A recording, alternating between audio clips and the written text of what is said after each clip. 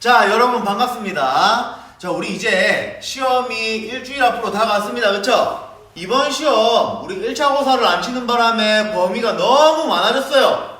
그래서 선생님이 여러분들 공부하는데 조금이나마 도움이 되고자 우리가 과학 1에서 배웠던 내용들을 처음부터 끝까지 이렇게 다 정리를 해봤습니다. 그래서 어떤 내용들이 있었는지, 그리고 이번 시험을 준비하면서 어떤 내용들을 중점적으로 보면은 좋을 것 같은지 선생님이 얘기를 하고자 합니다. 그러면 지금부터 집중해가지고 한번 들어보세요. 자, 우리 교과서 197쪽으로 갑니다. 교과서 197쪽. 교과서 다 폈으면 지금부터 시작해보도록 하겠습니다. 자, 우리 과학 1에서는요, 6단원 물질의 특성과 8단원 열과 우리 생활을 배웠습니다. 자, 물질의 특성이란 뭐였죠? 그쵸? 어떤 물질이 다른 물질과 구별되는 본래의 성질을 가지고 있는데 이것을 우리는 물질의 특성이라고 합니다. 그러면 물질의 특성에서 우리 어떤 내용들을 배웠는지 하나씩 보도록 하겠습니다. 제일 첫 번째, 섞인 것과 섞이지 않은 것입니다. 자, 섞인 것과 섞이지 않은 것 단원에서 우리는 물질을 구분할 수 있는 방법에 대해서 배웠습니다. 어떻게? 순물질과 혼합물. 그쵸? 물질은요, 순물질과 혼합물로 분류할 수 있고, 혼합물은 다시 균일 혼합물과 불균일 혼합물로 구별할 수 있습니다. 분류할 수 있습니다. 그쵸? 자, 이 단원에서는 어떤 것을 중점적으로 봐야 되냐? 순물질이 무엇인지, 혼합물이 무엇인지, 그리고 여러가지 물질을 순물질과 혼합물로 구분할 수 있겠죠. 그쵸? 그런 것들 중점적으로 보면 될 것 같습니다. 자, 그리고 순물질과 혼합물의 차이점이 있을 겁니다. 그쵸? 차이점이 무엇인지 지금부터 보세요. 자, 넘어가겠습니다. 넘어가서 우리 교과서 몇 쪽으로 갈 거냐면 교과서 201쪽 물질에 따라 끓는 점, 녹는 점, 어는 점이 달라로 가겠습니다. 자, 이 단원부터 본격적으로 물질의 특성이 어떤 것인지 나옵니다. 자, 물질의 특성이란 다시 한번 얘기할게요. 왜? 이 단원의 가장 중요한 단어니까요. 물질의 특성이란 어떤 물질이 다른 물질과 구별되는 본래 성질이다. 이것을 우리는 물질의 특성이라고 했죠. 물질의 특성에는 끓는 점, 녹는 점, 어는 점, 밀도, 용해도 총 5가지 배웠습니다. 자, 그러면 끓는 점, 녹는 점, 어는 점에 대해서 한번 보도록 하죠. 끓는 점이라고 하는 것은 어떤 물질이 끓기 시작하는 온도, 녹는 점은 녹기 시작하는 온도, 어는 점은 얼기 시작하는 온도가 되겠네요. 그리고 순물질과 혼합물을 비교하면요, 순물질은 끓는 점, 녹는 점, 어는 점이 일정하지만 혼합물은 끓는 점, 녹는 점, 어는 점이 일정하지 않다고 했습니다. 자, 그러면 끓는 점, 녹는 점, 어는 점이 왜 물질의 특성인지, 이거를 가지고 물질을 어떻게 구별할 수 있는지에 초점을 두고 공부를 하시면 되겠습니다. 아시겠죠? 자, 그럼 넘어가서 이번에는 물질에 따라 밀도가 달라 가겠습니다. 자, 교과서 204쪽이고요. 물질에 따라 밀도가 달라. 자, 밀도 굉장히 어려운 개념입니다. 그쵸? 밀도가 뭐였어요? 기억나나요? 밀도라고 하는 것은 어떤 물질의 질량을 뭘로 나눈 값? 부피로 나눈 값입니다. 그쵸? 적어볼게요, 한번. 밀도란 질량을 부피로 나눈 값입니다. 그래서 밀도가 뭔지 당연히 알아야겠고, 밀도를 계산할 수 있어야겠나요? 계산할 수 있어야 됩니다. 그쵸? 자, 그리고요, 밀도에 따라서 물질이 가라앉거나 뜹니다. 밀도가 크면 가라앉고, 밀도가 작으면 떠오른다는 거 당연히 알고 있어야겠죠?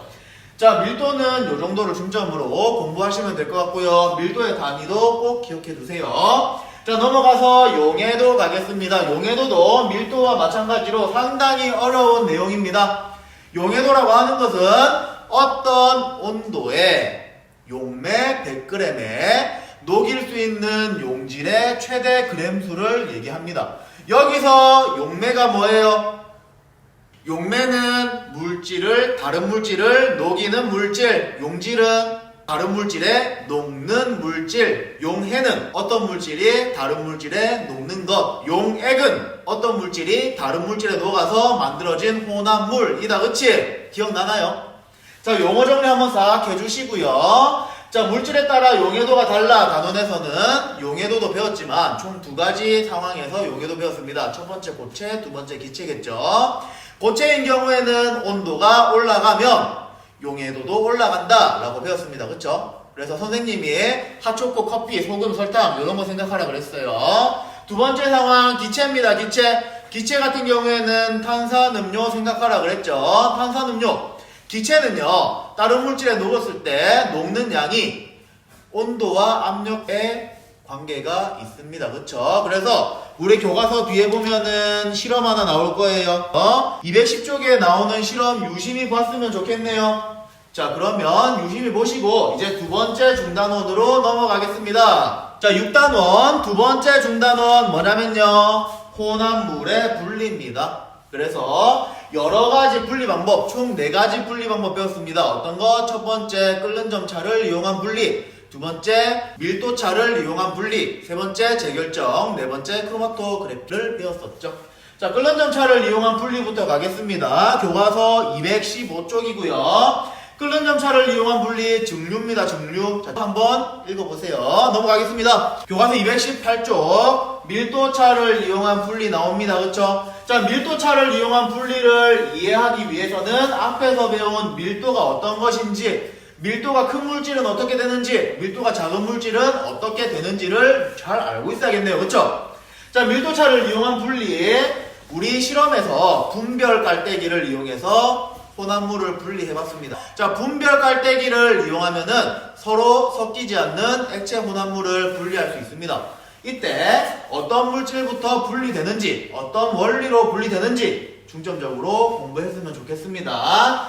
자, 이번에는 재결정과 크로마토그래피로 가겠습니다. 재결정이라고 하는 것은 어떤 물질의 온도에 따른 용해도 차이를 이용한 건데, 여기서 사용하는 물질은 고체 물질을 얘기합니다. 고체 물질은 온도가 증가하면 용해도도 같이 증가해요. 온도가 증가하면 용해도가 증가하기 때문에 온도가 높을 때 물질들을 막 녹였다가 온도를 낮추어주면 온도에 따른 용해도 차가 큰 물질이 속출이 됩니다. 그래서 재결정이 무엇인지 재결정 실험 좀 유심히 봤으면 좋겠습니다. 자, 넘어가서 크로마토그래피입니다. 자, 크로마토그래피라고 하는 것은 혼합물을 점 콕 찍어가지고 용매에 담궜습니다. 그랬더니 성분 물질들이 용매를 타고 이동하면서 속도 차이에 의해서 혼합물이 분리가 됩니다. 맞나요? 맞아요. 그쵸? 자, 크로마토그래피 이용하면은 간단하게 혼합물을 분리할 수 있습니다. 그래서 크로마토그래피는 내용이 간단하기 때문에 유심히 한번 봤으면 좋겠습니다. 자, 그럼 넘어가서 6단원 물질의 특성 단원은 이쯤 하고요. 8단원 열과 우리생활 가보겠습니다. 자, 8단원 열과 우리생활에서는 우리 첫 번째 중단원 온도와 열까지 배웠습니다. 우리 첫 번째 주제에서 배운 거 열을 얻은 물체에 생기는 변화입니다. 열을 얻은 물체에 생기는 변화에서 뭐 배웠냐면 첫 번째 온도 배웠습니다. 자, 온도는요 물체가 차갑고 뜨거운 정도입니다. 다르게 얘기하면 입자가 활발한 정도입니다. 자, 우리 수업 시간에 이런 거 했어요. 고체를 생각해 보겠습니다.